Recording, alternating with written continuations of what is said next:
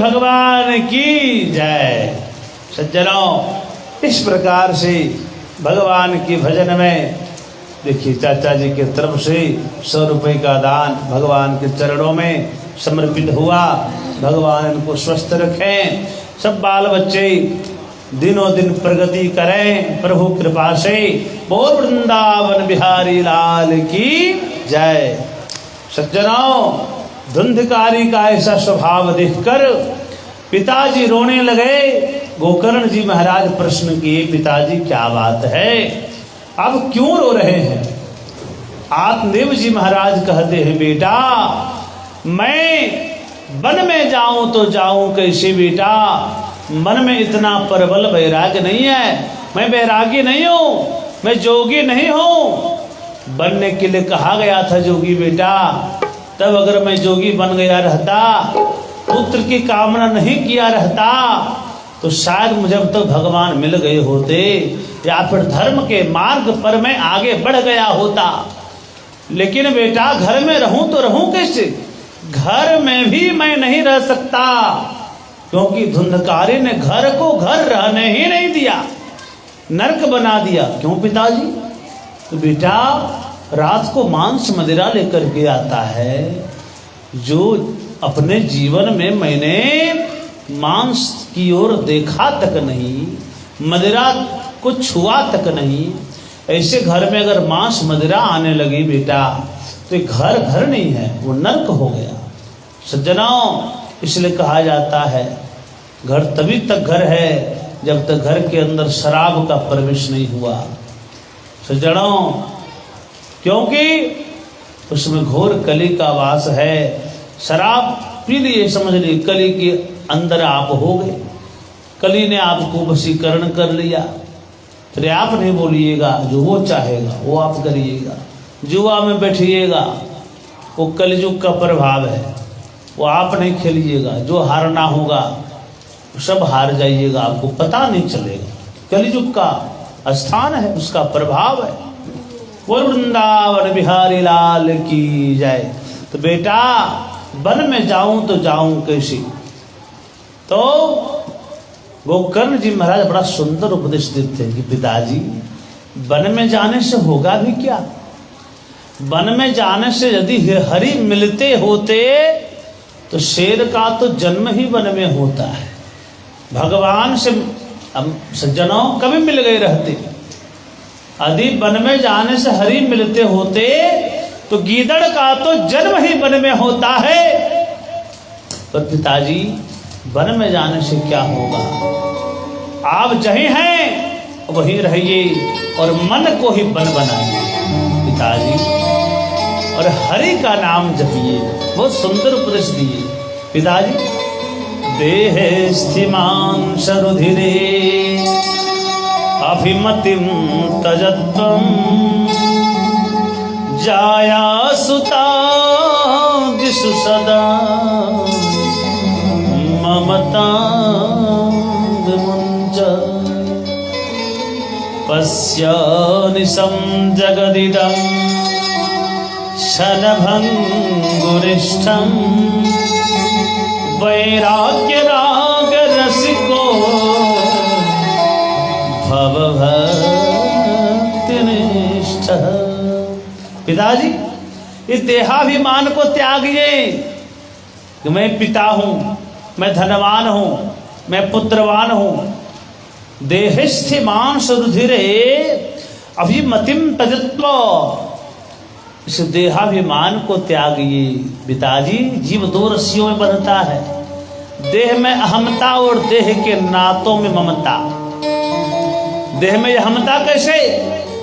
मैं बलवान हूं, मैं धनवान हूं, मैं पहलवान हूं, मैं बुद्धिमान हूं, मैं और तोर थे माया, मैं और मोर तोरते माया।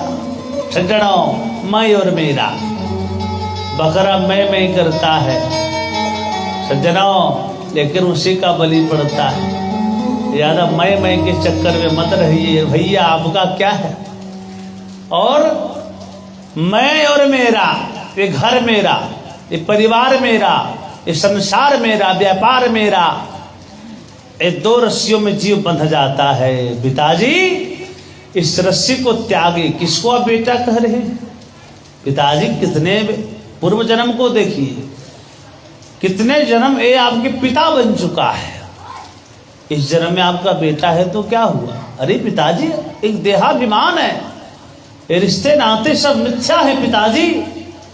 जाया सुता दिशु सदा ममता विमुंचा।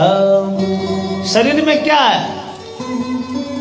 जब घर बनता है तो पहले क्षण देता है, जब पिलर ढालते हैं ना तो पहले क्षण को देखने में मजा आता है, लगता है फालतू का महाराज क्या क्षण ये दिखाई पड़ रहा है, लेकिन उसके ऊपर माल जब भर देता है कुछ सही हो जाता है, उसके बाद जरा डेंटिंग पेंटिंग कर देता है तो चकाचक दिखाई पड़ता है। ये है खंभा थम स्तंभ महाराज, बड़ा सुंदर घर।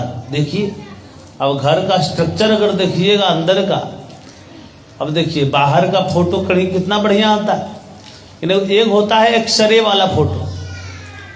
अब जाइए मशीन के पास, वो भी फोटो ही है, दूसरा चीज नहीं है महाराज। आपके शरीर के अंदर क्या है, हम लोगों के शरीर के अंदर क्या है, अगर देखना है तो असली वाला फोटो कराइए, बाहर वाला नहीं। महाराज एक्सरे वाला फोटो निकालिए और लड़की वाला जब मांगने आए लड़का वाला तो उसको वही फोटो कि फोटो दीजिए भैया, और वो फोटो दिखा दीजिए महाराज। वो देख के आदमी डर जाता है। क्यों? क्योंकि कंकाल का फोटो आता है, क्योंकि शरीर के अंदर है भी तो वही, तो आएगा क्या? तो प्रभु शरीर के अंदर क्या है? अस्थि स्तंभम, हड्डियों का एक स्तंभ है, मांस उसमें थोपा गया है और चमड़ा से स्किन चकाचक कर दिया है, उसी में पाउडर हिमानी लगाते हैं हम लोग। काला आदमी गोरा बनने में लगा है और महाराज गोरा आदमी और गोरा बनने में लगा है। न काला गोरा कभी हो पाया, न गोरा और गोरा हो पाया। चाहे संसार का कोई भी क्रीम बना लगा लीजिए, तो भगवान जो बना दिए आपको नेचुरली कलर, वो वही रहेगा सज्जनों। तो यह एक शरीर है, एक शरीर है, इसमें अभिमान किस बात का? अरे भाई इसमें पेटी है, जो खाते वो पचता है। सोचिएगा तो अपने आप से थोड़ा खराब लगता है। पेट में आपका विष्ठा है, मूत्र है महाराज, और क्या है शरीर में? भागवत के अनुसार मलमूत्र का बहान कहा गया है सज्जनों शरीर को। और क्या है शरीर में? अभिमान। क्यों क्यों अभिमान कि मैं बलवान हूं, मैं पहलवान हूं, मैं बुद्धिमान हूं? ये मिथ्या अभिमान है सज्जनों। इस शरीर को अगर 10 दिन धोया ना जाए तो सज्जनों इसके साथ बैठना बड़ा मुश्किल हो जाता है। जो नहीं नहाया हो 15 दिनों से, 1 महीना से, उसके पास बैठने में भी आपको खराब लगेगा, चाहे बेटा ही क्यों ना हो। तो इस शरीर का, अरे सज्जनों माताएं बहनों, जो भोजन सुबह बनता है शाम को बासी हो जाता है, 2 दिन के बाद दुर्गंध आने लगता है, और उसी भोजन से शरीर बना है, तो इसमें सुगंध कहाँ से आएगा? तो ये भी तो एक वैसा ही मटेरियल है प्रभु। तो शरीर की नित्यता कैसी? जाया सुता दिशु सदा ममता में मुंजा। पिताजी इसलिए अभिमान को त्यागे और पश्चा निशम जगदिदम, इस संसार को देखिए सब क्षण भंगुर है। जपले हरि नाम यरी रसना, कल प्रात को जान हिली न हिली। अरे सज्जना कलिकाल कुठार लिए फिरता। सज्जनों ये कलिकाल जो है काल रूपी ब्याल कुठार लिए घूमता है। जब बारी आएगी तुरंत, इसलिए किसी को भी ये करना बंद करें। देखिए सज्जनों, किसी को मारने का अधिकार उसी को है। किसी को आपने काट दिया और आपको बोले कि भैया 5 लाख ले लो, इसको जिंदा कर दो, हमारा ये संभव है। जब जिंदा करना संभव है तो आप उसे मार कैसे सकते हैं? सज्जनों, किसी भी जीव की हत्या करना बहुत बड़ा पाप है। सज्जनों, अब आत्मदेव जी महाराज को समझाने लगी। गोकर्ण जी महाराज, पिताजी अभिमान को त्याग, ये संसार क्षण भंगुर है। जपले हरि नाम अरे रसना, कल सवेरे आप रहिएगा कोई गारंटी नहीं है। इस समय आप हैं और इसी समय आप हरि का भजन करिए, इसी से आपका बेड़ा पार होने वाला है। ओ गोविंद बोलो हरि गोपाल बोलो, गोविंद बोलो हरि गोपाल बोलो, गोविंद बोलो हरि गोपाल बोलो, गोविंद बोलो हरि गोपाल बोलो, गोविंद बोलो हरि गोपाल बोलो, गोविंद बोलो हरि गोपाल बोलो, राधा रमन हरि गोविंद बोलो, राधारमण हरि गोविंद बोलो हरि गोपाल बोलो।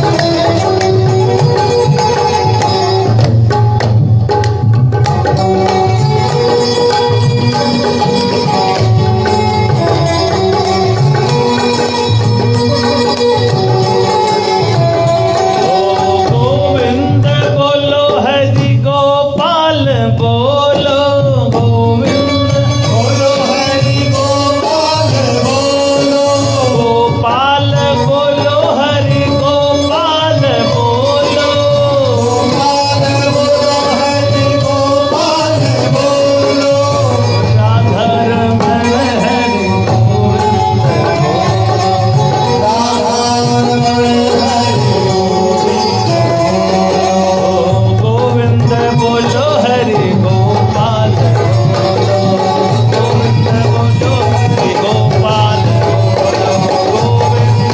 हरि गोपाल बोलो, गोविंद बोलो गोपाल बोलो, गोविंद बोलो हरि गोपाल बोलो, गोविंद बोलो हरि गोपाल बोलो। बोल गोविंद भगवान की जय, श्री बांके बिहारी लाल की जय।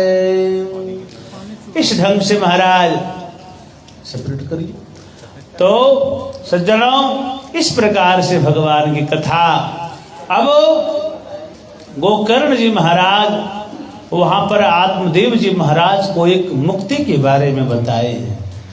सज्जनों, हम लोग भी सुनते हैं, आप लोग भी जानते हैं कि कथा सुनने से मुक्ति होती है, भगवान की पूजा करने से मुक्ति मिलती है।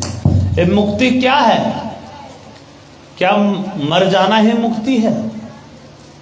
मर जाना अगर मुक्ति होती तो आदमी सुसाइड करके मर जाता है, उसको लगता है जीवन पीछा छुड़ा लिए महाराज, तो वो भी मुक्त हो जाता। क्या मरना मुक्ति है? तो नहीं महाराज, कदापि नहीं है। मरने